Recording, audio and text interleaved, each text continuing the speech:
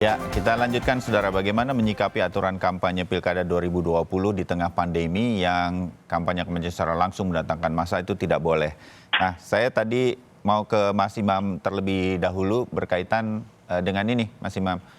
PKS itu kan militan ya, Iya, loyalis gitu ya. Itu iya.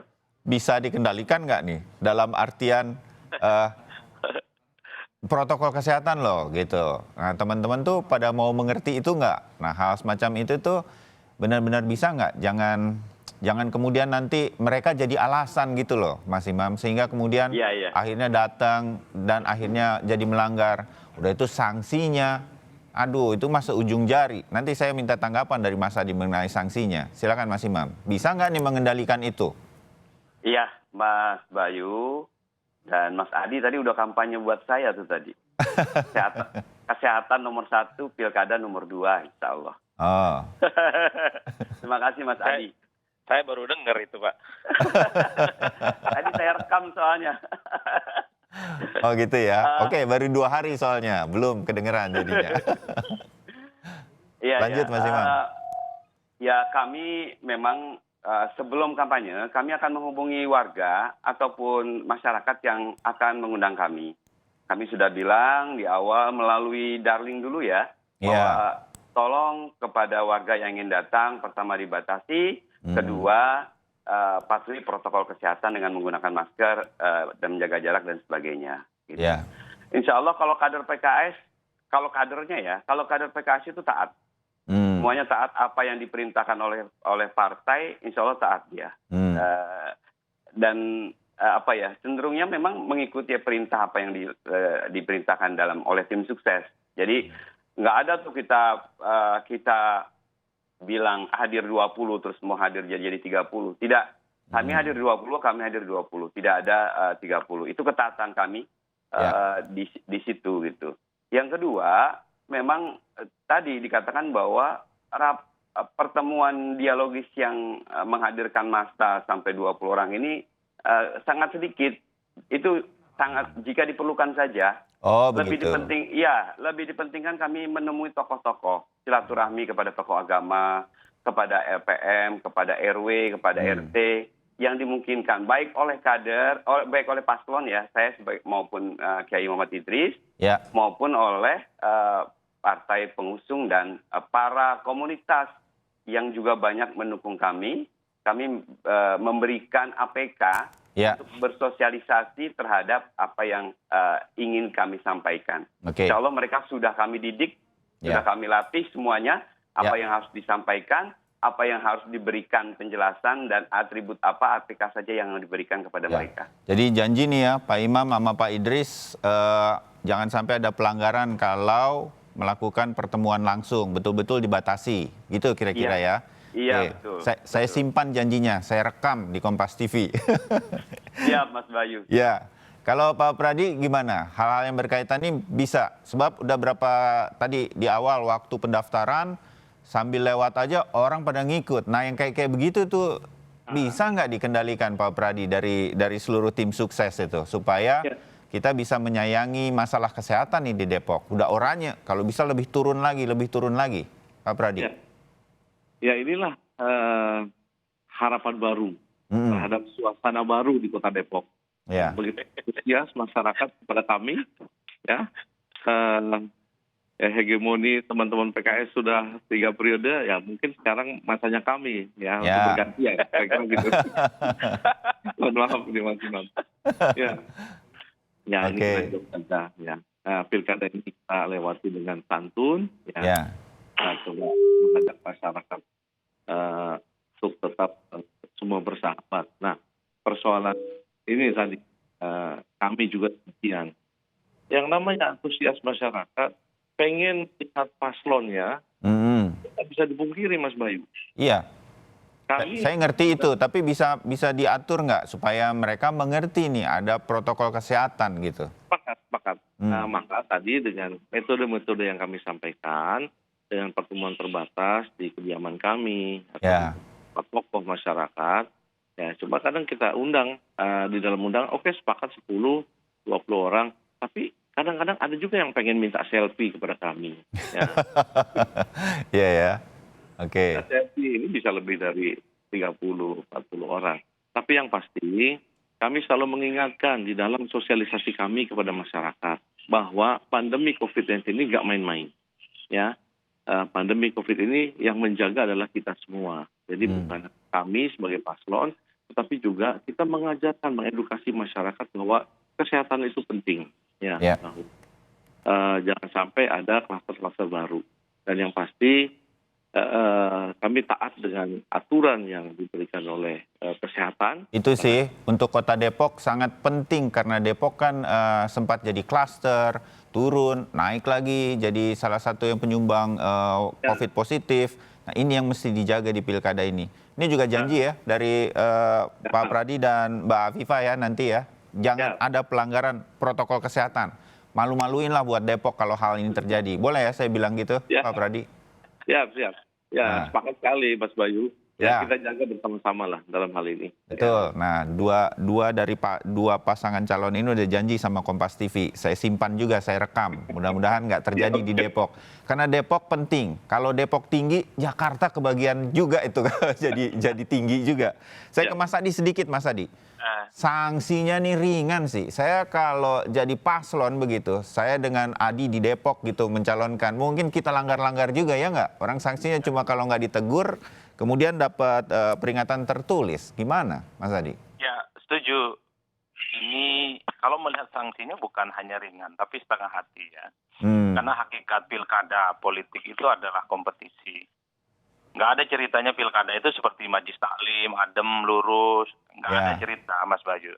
Makanya potensi-potensi pelanggaran itu akan cukup terbuka kalau melihat sanksi yang ada. Misalnya kalau ada kerumunan, dibubarkan. Atau mengurangi jumlah kampanye bukan 71 hari. Rekomendasi Bawaslu terhadap polisi dan lain-lain. Mestinya ada poin satu lagi kalau mau serius. Diancam diskualifikasi. Tentu dengan tahapan-tahapan ya. Melanggar pertama peringatan, melanggar kedua kemudian teguran yang kedua, baru yang ketiga bisa didiskualifikasi. Kalau itu aturannya, saya kira kepala-kepala daerah yang sedang berkompetisi ini cukup hati-hati untuk melanggar itu. Tapi kita udah pernah konfirmasi itu Mas Adi, nggak ada itu, nggak sampai sanksi begitu memang begitu. Paling koreksi saya lah, kalau paling berat itu untuk aturan kampanye melanggar protokol kesehatan nggak boleh kampanye 3 hari begitu kan, setelah itu kampanye lagi. Betul, ada pengurangan jumlah kampanye aja dan dibubarkan. Yang lain-lain tidak ada yang menakutkan dari aturan ini. Jadi kita berharap pada apa kalau begitu sekarang supaya protokol kesehatan dijaga? Kalau boleh usul nggak? Kalau begini ceritanya hanya kepada paslon, tim sukses dan relawan, Mas Bayu. Sekali lagi ini bukan soal siapa yang maju dan siapa yang menang, tapi ini adalah bagaimana pilkada tetap kondusif, gitu ya, berjalan langsah dan semuanya aman tanpa ada yang terpapar corona. Usul Mas Bayu. Kalau pengen tegas, clear, menurut saya langsung saja aturan dari KPU tidak boleh larangan langsung kampanye terbuka atau tatap muka. Bilang saja langsung bahwa kampanye harus menggunakan daring. Itu clear bagi kita dan saya suka, PKS suka dengan kampanye. Seperti dan mohon maaf Pak Imam, kampanye daring itu bukan hanya soal tidak efektif, tapi kan tidak semua orang pakai smartphone. Di Depok, bahkan di Tangerang Selatan yang beririsan dengan Jakarta, masih banyak yang pakai stupid phone tuh. Yang nggak ngerti itu begitu. Nanti handphonenya nggak smart. Nah, yang paling penting adalah instruksi door-to-door campaign itu. Datangi rumah masing-masing pemilih. Itu jauh lebih efektif. Memang berbiaya mahal, kosnya tinggi, dan butuh waktu yang cukup serius ya untuk menyampaikan itu semua. Maksud saya larangan yang tadi disampaikan oleh KPU tegas saja. Kalau kami nggak boleh ketemu, bilang saja nggak boleh ketemu, kami akan taati itu kan. Sehingga kami bisa tidak ada peluang sama sekali, begitu Mas Imam ya? Betul. Kalau kan tadi dikatakan kalau ngomong begitu, bagaimana dengan penantang ya? Kalau gitu saya lempar ke Pak Pradi. Ini usulan ya, peraturannya kan udah dibuat, Pak Pradi. Betul. Ini sangat menguntungkan bagi kami sebenarnya kalau aturan gitu. dibuat. Kalau saya dengan tim kami apapun yang memang menjadi ketetapan dan ketentuan, kami pasti akan taati. Ya. Katakanlah mau dengan media daring pun kami siap, kami punya lebih sekitar hampir 50.000 yang kesiapan kami untuk ikut media daring, ya, menyampaikan berbagai pesan kepada masyarakat. Oke. Kami sudah lakukan. Ya, jadi apapun peraturannya, kalau Pak Pradi dan tim sukses diikuti dan aturannya ditaati sehingga tidak akan melanggar. Sebab begini kan, Mas Imam sama Pak Pradi, kalau Anda berdua melanggar di Depok, diumumkan di media massa, kan juga bisa saja mengurangi simpati dari orang untuk tadinya mau milih Pak Pradi, tadinya mau milih pasangan sama Mas Imam gitu, tapi kemudian jadi mundur. Saya harap ini jadi pertimbangan gitu, ya. Kalau yang demikian itu sekarang kan sudah zaman terbuka. Betul. Netizen dan sebagainya itu ya kesempatan dari masyarakat untuk menilai kami. Betul. Nah, kira-kira begitu. Nah, yang pasti saat ini adalah kami ini sedang adu gagasan, adu konsep ya terkait Depok 5 tahun ke depan dan tentu ini penanganan jangka pendek akibat COVID-19 ini. Akibat ini kan bukan hanya kesehatan saja. Ya. Ini akibat kepada menurunnya kemampuan daya beli masyarakat. Ya. Nah, kalau gitu gini Pak Pradi, di bagian akhir kalau saya dorong ya kepada KPU untuk mengeluarkan peraturan, jajal saja 1 bulan ini kita tidak boleh kampanye terbuka. Kecuali door to door. Jajal, kalau 1 bulan ini efektif, kenapa nggak diteruskan? Kan ini lebih baik mencegah bagi kami ya. Lebih baik mencegah daripada mengobati. Maka buat aja peraturan, kami tidak boleh bertemu dengan masyarakat. Ya, door to door boleh, itu peraturannya. Tapi rapat terbuka atau bertemu dengan masyarakat terbatas juga dilarang. Itu saja cukup bagi kami. Jajal 1 bulan, kalau efektif, ya sudah kami selesai. Nggak ada lagi tuh pelanggaran-pelanggaran. Ya, mudah-mudahan ini didengar oleh KPUD dan juga KPU Pusat, masukan-masukan dari obrolan kita pagi hari ini untuk menjaga protokol kesehatan terutama memang pilkada ini kan. Oke. Bagian akhir saya mau ke Pak Pradi dan juga Mas Imam dan kemudian nanti ke Mas Adi. Begini nih saya bayangannya. Kan kalau Pak Pradi, Mas Imam gitu ya, Pak Pradi sudah jelas lah. Saya yakin partai-partai pengusung, semua yang berkoalisi di Pradi dan Afifah ini pasti akan menjadi pemilihnya Pradi dan Afifah. Di Mas Imam juga begitu, konstituen kuatnya Pak Idris sama Mas Imam ini udah pasti punya loyalis dan mereka pasti akan datang ke TPS gitu kan. Nah untuk Kota Depok nih bagaimana kampanye yang di tengah pandemi dengan segala lebih dan kurangnya ini mampu menarik simpati dari masyarakat yang bukan loyalis masing-masing. Itu bagaimana caranya menurut Pak Pradi dulu? Begini, kemarin beberapa hari kami coba sosialisasi paslon ya melalui leaflet, melalui pamflet, melalui baliho ya. Cuma kan memang ada aturan dari KPU bahwa untuk beberapa hari, beberapa waktu lamanya ini harus dikosongkan. Nah, mau tidak mau dibredel semuanya. Turun dulu ya. Diturunkan semuanya. Nah ini sudah pasti kos kami terpotong juga di sana. Nah maksud saya dalam hal ini tolong berikan kelonggaran sedikit. Nah, ketika kami sangat terbatas bertemu dengan masyarakat, diberikan kelonggaran. Jadi tidak disamakan dengan pada saat di periode 2015 lalu yang memang tidak ada pandemi COVID. Jadi ada kelonggaran dari KPU untuk memberikan kami ruang menyampaikan billboard, memasang wajah-wajah kami di, tapi tentunya dengan ketentuan sambil misalnya mensosialisasikan COVID. Nah, jangan kebanyakan juga baliho atau posternya. Nanti nggak ada yang mau selfie lagi sama Pak Pradi. Tempatnya ditetapkan, Mas Bayu. Nah, yang kedua, saya katakan tadi ada 1,2 pemilih di kami. Bayangkan kalau tingkat pemilih yang hadir 70-80% saja, berapa klaster orang harus berkerumun di masing-masing TPS? Ini mungkin disiasati angka 1 sampai 50 misalkan itu di jam 7.30 sampai jam 8. Ini belum ada ya teknis seperti ini ya Pak Pradi? Ini belum ada. Oh. Belum ada. Ya, dari jam 8 sampai jam 9 mungkin angka 50 sampai 100. 400 pemilih di tiap TPS saya rasa cukup jam 12 itu sudah selesai. Oke. Yang terlambat dikasih waktu spare sampai jam 1.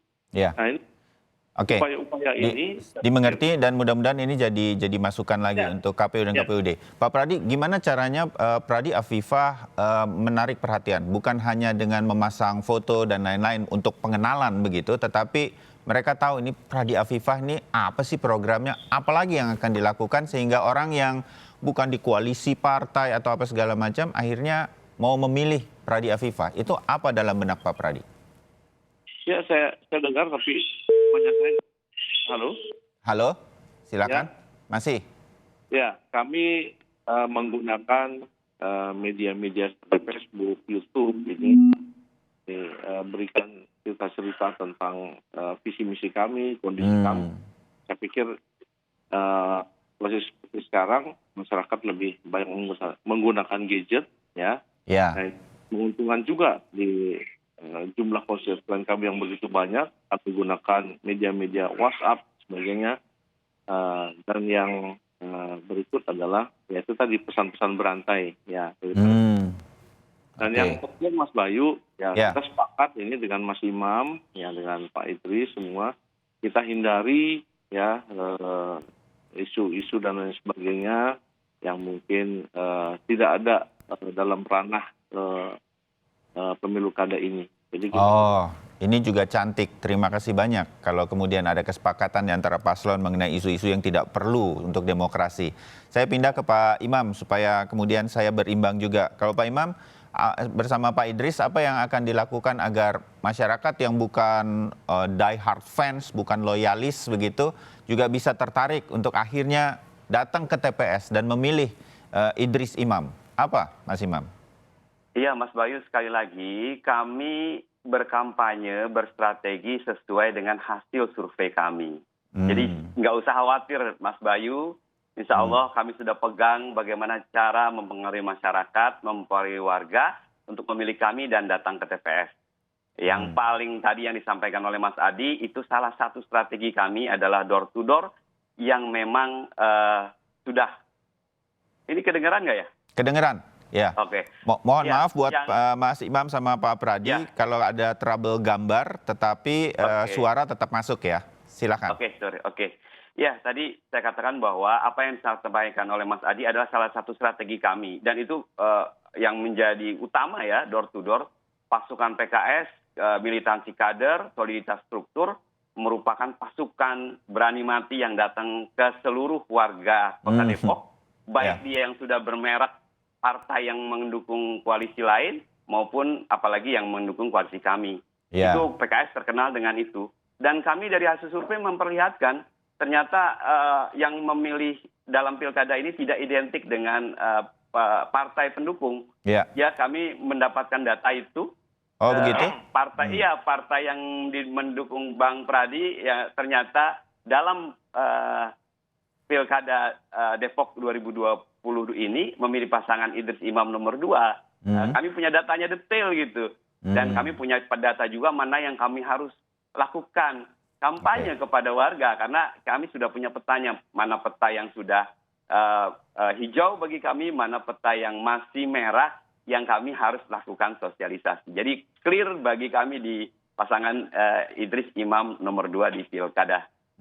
Oke, baik. Nah, saya ke Mas Adi kalau begitu, berkaitan dengan masih terbukakah kemungkinan dengan situasi pandemi COVID-19 ini, Mas Adi, partisipasi masyarakat? Jadi bayangan saya orang di Depok mungkin tidak ikut partai politik atau apa, tapi akhirnya dia bisa memilih karena ketertarikan, pasangan nomor 1 atau dia memilih nomor 2. Bahkan ini yang kita khawatirkan bersama, mereka bersedia untuk datang ke TPS pada 9 Desember nanti. Mas Adi.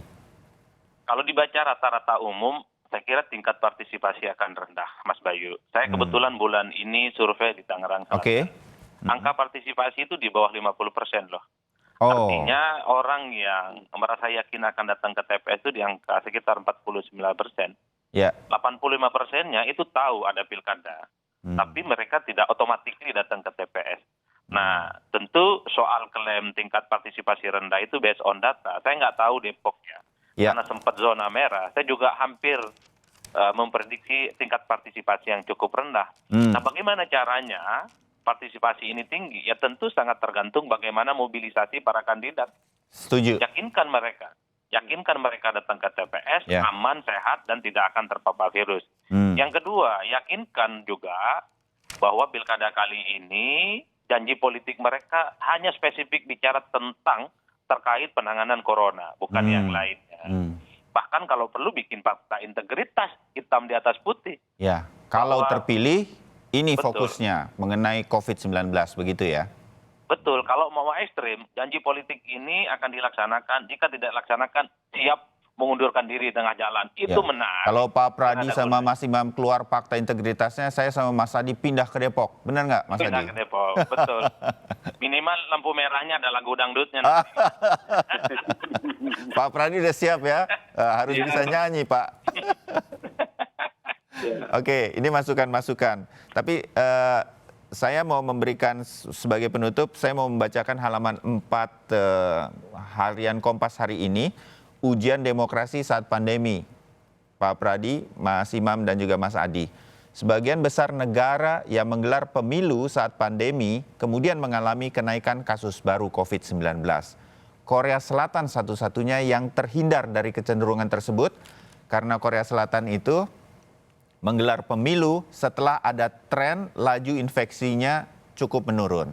Nah, hal ini yang mudah-mudahan bisa menjadi himbauan bagi kita semua, terutama Pak Pradi dan Mas Imam, tentu mengajak masyarakat untuk berpartisipasi ke TPS satu hal, tetapi keamanan harus kita jaga bersama. Dari paslon kami berharap dari Kota Depok nanti. Saya akhiri dulu, terima kasih untuk perbincangan pagi hari ini Mas Pradi Supriyatna, dan juga Mas Imam Budi Hartono, dan juga Mas Adi Prayitno. Mas Adi sudah bergabung lagi ya? Tadi sempat hilang videonya, tampaknya hilang, tapi suaranya masih ada. Ya, makasih Mas Bayu. Salam buat seluruh Terima kasih. Baik. Kompas TV dan warga Depok. Ya, terima kasih Mas Imam. Pak Pradi, terima kasih banyak. Terima kasih banyak ya buat semua. Ya, mudah-mudahan. Terima kasih. Selamat berkampanye, sehat terus, dan jangan melanggar aturan. Terima kasih banyak. Mas Adi Prayitno juga terima kasih untuk analisa dan menemani saya untuk pagi hari ini. Itu tadi, saudara, perbincangan menyikapi aturan kampanye untuk Pilkada 2020. Kami fokus ke Depok karena dekat dengan Jakarta. Bagaimana yang akan dilakukan di sana? Ada janji-janji untuk tidak melanggar aturan kampanye. Mudah-mudahan ini menular ke seluruh paslon di seluruh Indonesia yang mengikuti jalannya Pilkada serentak.